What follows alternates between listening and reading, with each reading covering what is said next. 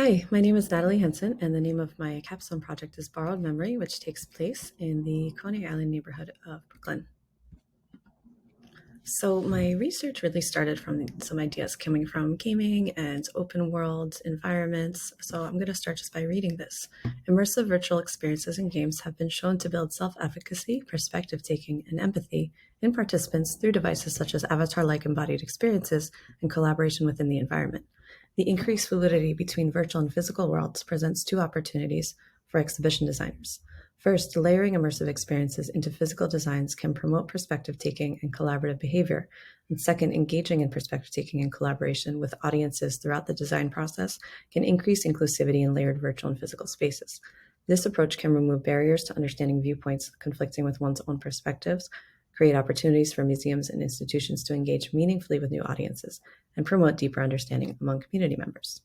So I saw potential implementing this, particularly in public spaces and how they connect to the inside of an institution or museum or really any other place.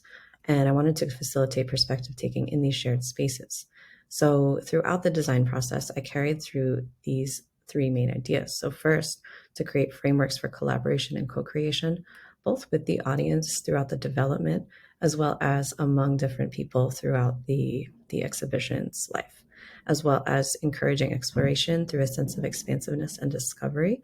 So, a lot of research, particularly into open world game environments and how they create this sense of endlessness and discovery and excitement through that. And third, to create moments of perspective taking through embodied experiences. So, thinking about what other people have felt and how to create sensory experiences that help other people emphasize through an embodied sensory experience, and to create redundancies for inclusivity of shared emotional experience whenever possible. So, the content is really about memory, and it is specific to Coney Island. So, it's exploring the balance and the tensions between individual memory, collective memory, and history held within Coney Island and the surrounding neighborhoods. So, more specifically, thinking about the collective over the course of possibly maybe 80 to 100 years. So, think about living memory and how those individual memories solidify eventually into a collective memory of a place or a time or an event, and how remembering can be a future oriented thing as people think about what memories and stories are preserved as well as lost in the future. The Coney Island History Project, as the main client, is really perfect for this project because of the way they archive and share a lot of oral history interviews. They archive a ton of information, objects, photos, everything about Coney Island and its surrounding neighborhoods, and they're heavily involved in the community, as well as with young people, with history programs, schools, museums, senior centers, and so on. And the funding would come from the New York State Council on the Arts, who recently announced even more funding for projects such as this with grants of up to $2 million.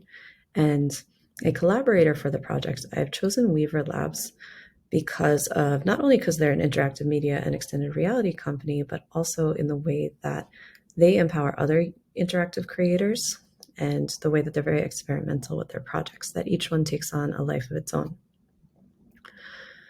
The audience is split into two main groups. So starting with the primary audience, which is South Brooklyn residents, past and present, that is split into an intergenerational collaboration. So they are both the audience as well as the co-creators. So teens and young adults are a huge subcategory of that because they are also the primary co-creators, as they are put in collaboration with older residents who are sources of stories. So the secondary audience, visitors and tourists, are a huge amount of the people that frequent the beach in the summer and spring. And since this exhibition would largely be along the boardwalk, there's a lot of attention given to providing historical context to personal accounts, as well as space for visitors of the neighborhood to explore the meaning of memory beyond Coney Island itself. The site, the Child's Restaurant building, is in a very busy area along the boardwalk. It is right near Luna Park, and it is facing the water, so you get a really beautiful vista of the neighborhood and of people walking by, and it's a great place to really contemplate that present day with the past and memory. And the satellite structures throughout the neighborhood are going to be guided through AR, which I'll get into later. So the three main categories you'll see here that break out into other ones are the experience starts with stories we tell ourselves, the autobiographical memory, leading into what we tell each other, which is the communicative memory, and how all of that leads into the collective, these stories from afar, and how that becomes a solidified story of a place or time. And just to point out a few of the really important goals, as mentioned before, to foster communication, shared experience, and empathy. And it is also largely a placemaking project. So it's about understanding the subjective significance of places and how those significances can change with culture and time. And if people are going to take anything from the experience, it would be to have the sensory immersion into memory, as well as to take on the perspective of somebody else and empathize with them at some point throughout this process. And I want to emphasize the co-created aspects because each of these experiences are meant to be developed with community partners through the Coney Island History Project, where each experience really serves as a template or canvas through which participating residents can share their stories of a place or a time and take an active role in the communication of community history. So a lot of what you'll see is really possibilities of what it could be, but it would take on a life of its own as those partnerships are created. And the interpretive approach is split between an outside and an inside space. Whereas in the outside, public activations, participants are able to embody others' experiences or sensory experiences. And inside the exhibition, there will be a constantly fluctuating landscape that is created through content dependent on the input and collaboration of participants. The graphic system is heavily based off of the idea of memory as something fleeting, disappearing, and reappearing, something almost fluid like water. So as you see these overlapping gray forms, it really represents that fluidity of memory coming into focus in these bright pops of color as these two shapes overlap each other, providing a moment of emphasis. And the colors themselves come from the Coney Island History Project's logo, as well as some of the subdued grays of the area. And the typeface was a choice because it was simple and clean and receptive, nothing that is too strong of a personality. And it also, really importantly, is available in different character systems, which is great for a multilingual area. And the graphic elements, you'll see a lot of overlapping pathways and forms, again, that form a moment of emphasis in the center. So the outside experience is split into two main possibilities, or I should say the relationship between the two experiences. So visitors to the area will most likely be visiting the site first because of its proximity to the boardwalk, and then finding the satellite structures outside, whereas the residents will most likely be seeing these satellite pieces in their neighborhood and then gradually flowing into the exhibition after. So consideration for the way that these stories are told is taken into these two different visitor flows.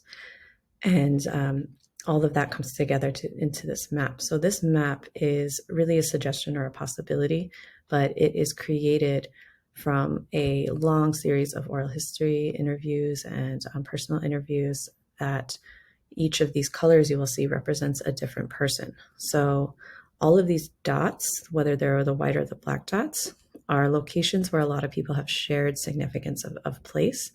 And each color represents a different individual. So as somebody is walking, say, along one individual's path, they might pass some of these black points, which are either AR or physical experiences, and eventually come to these white dots, which represent a decision point where they might face a multiplicity of experience of that location, and they can choose to follow a different individual or stay on the path that they're on. And here's an example of what that might look like, taking a few different people's experiences and stories and just putting them into a path where they connect one another. So we're starting at Brighton Beach in this first dot here and ending over at the exhibition here, briefly stopping at the pier. And again, all of these are actual resident stories that are taken into this flow, and each color is representing a different person, as you may be starting with a poet in 1990's Brighton Beach, learning about that person's perspective, and then moving on to this one here where this person's family ran a penny arcade, which is now the Gyro Corner. And this is a great example of somewhere that a local business can host a piece of that site by maybe putting a mutoscope from that penny arcade or similar to what they had as a way of showing a piece of that person's story and so on into an artist and a diver and to continue on into the exhibition.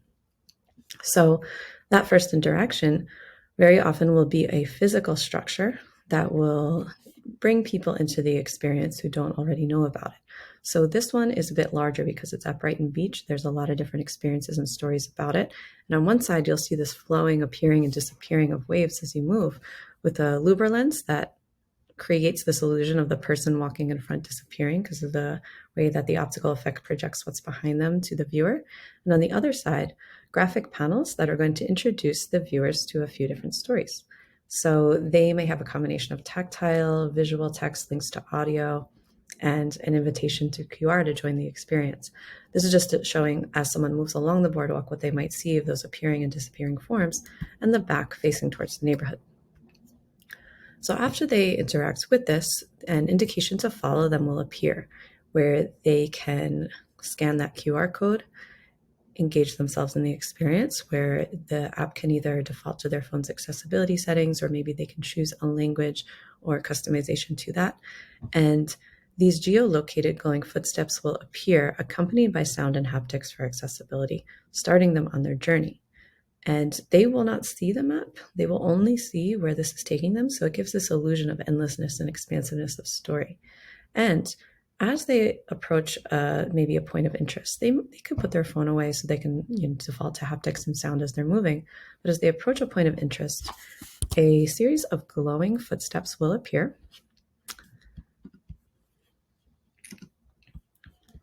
So these glowing footsteps will appear, leading them to a point that they can interact with or look at. And a story will, or maybe some narrative or audio will accompany that, explaining the significance of place. So this is meant to represent sort of an embodiment of the person leading them. A lot of this is taken from the idea of a non-playable character in a game and how that can really enhance someone's experience throughout that. And this video is taken of a AR mockup I created and brought to Coney Island to just show how it would look. So all of this eventually leads to the exhibition itself, where visitors can check in through a QR code or possibly go to the ticket office in the back if they don't want to check in that way. And while not required, it would be highly encouraged to opt into the personalized experience, because the beacons throughout the space will allow people to take the burden off of themselves of learning how to interact with each element. It will tell the exhibition how to interact with them. So whether it is beacons at graphic panels that will automatically translate for them into their language, or all the interactive elements that will, say, immediately go text to speech for blind visitors who can wear headphones for the experience, and so on. And they can also track their memory experience from the outside to the inside, culminating in something that they can see at the end. So the site itself, as mentioned before, is split into these three larger categories that fall into subcategories. So it starts with the autobiographical and personal memory, flowing all the way into the collective memory. And while there is a suggested path in some way that flows this way, there's a lot of choice where people can flow in a circular pattern here and there. And what that does is creates a sense of exploration. And everybody will exit over here eventually. So because it's more of a suggested path, there's a secondary wayfinding system of these tactile graphics that flow throughout the space. The tactility gives a little bit of a secondary wayfinding or indication to vision impaired visitors, as well as people who can see, because it will lead people to just those key graphics in those key areas. And the place that they overlap ensures that people are at least within range of the beacons of those really important elements so that they receive that information. So in this first interaction here, what you're seeing is furniture from early 1930s and 40s representing the oldest form of living memory of residents, and all of it is twice its size. So it gives that immediate embodied experience of childhood memory of everything being too big for you. And what this area is doing through the graphics and the graphics that it will be over on this side is indicating to people how to interact with this area. So everything is meant to be touched and explored and interacted with so that people can search for individual stories. So in this first area, the themes taken are ideas of home, emigration, and immigration, or ideas of making Coney Island home. And a lot of that is taken from the huge amount of stories about these topics coming from oral histories as well as interviews. So moving on after that to the idea of perceptual memory. As visitors enter the next space, there are two parallel experiences they can choose from and go back and forth between, the first being this bar area that is already a part of the building. So as they walk up, instead of ordering a drink or food, they can actually order a memory. So each box of these would be curated by an individual resident with tactile, physical, as well as written or audio elements, explaining the significance of a particular day, place, or time. So again, I took themes from the archive where there's a lot of overlapping of these themes, whether it's about transformation of a neighborhood, about escape, about language. And I decided that these would be the categories, or an example of what the categories could be that people can come up and order from. And as you can see through here with this, the continuation of the slatted walls that appear and disappear elements, through that is another piece of perceptual memory connecting the senses to the triggering memory with the sense of smell. So these different scent diffusers that you'll see here throughout the windows, again, each one is chosen by residents for scents that attach to closely held memories. The person will not know what that scent is, but they can use a button to release the scent, in which case they can then input their associations with it, as well as a color association that will then appear in that window. And both of those things stay there until the next person comes along and changes it. So it becomes sort of a slow conversation between residents who can't see each other. And as all of these individual experiences flow towards the back, this starts to become more of a story of communication and collective.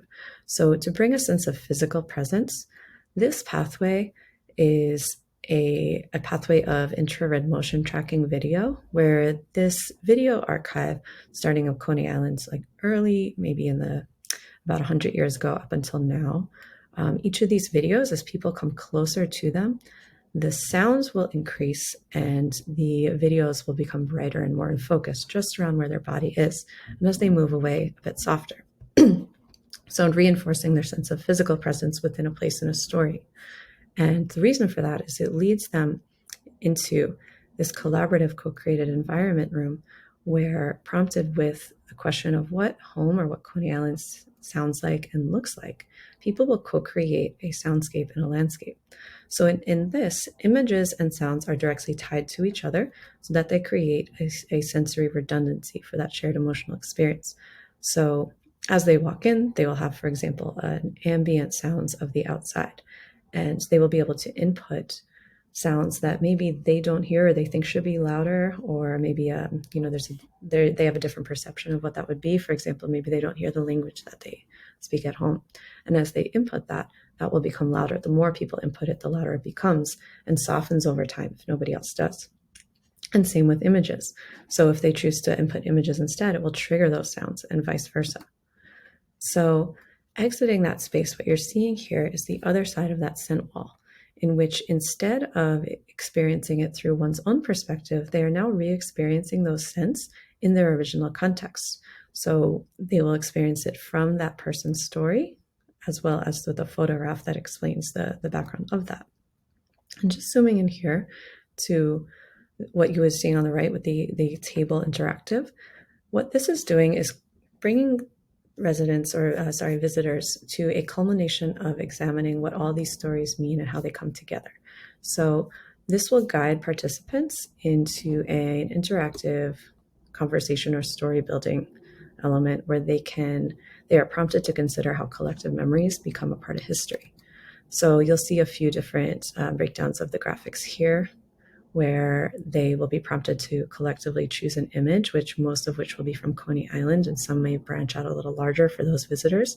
They will read or listen to an individual resident story of that day or that place and time, and then they will be prompted together to see if they can include all perspectives in the telling of that story and how those different perspectives come into play. And that can then be recorded and submitted to be viewed and listened to on that back wall after. So what you'll see is a multiplicity of experience of each moment as different people input their own version. And that could be recorded as a group, say maybe a family comes in and they record all together, or maybe just one person. And as visitors are walking out of the experience, there is a connection here where I want people to connect tangible moments and individuals to this idea of memory. So they may interact on these panels or doorways with, say, artists from the area, or community leaders, or poets, or writers, people who take an active role in the thought and the storing of memory of their home.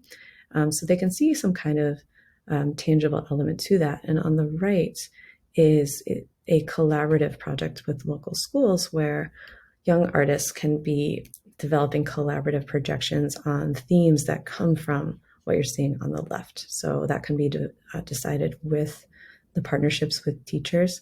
And this is also a constantly changing projection of artwork, an element that can constantly shift as new students add to it.